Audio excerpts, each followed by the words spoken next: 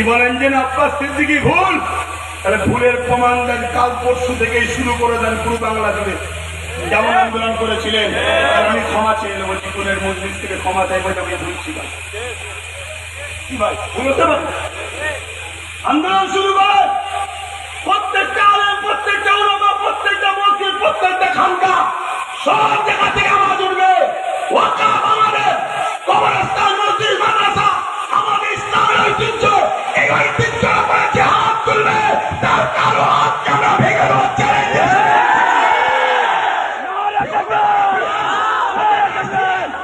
সংবিধানের উপরে সে নয়, সংবিধান আমাদেরকে রাইট দিয়েছে, তার বিরুদ্ধে সংবিধানকে সামনে নিয়ে আজকে সাকরাইল থেকেও যুদ্ধের ঘোষণা চ্যালেঞ্জ দিয়ে দিলাম আমরা।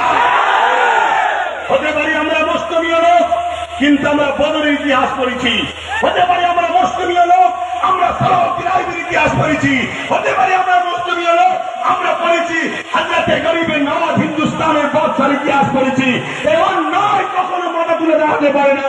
অন্যায় বার মিটেছে, অন্যায় আগামীতে মিটবে, কিন্তু আপনি কোন দিকে থাকবেন?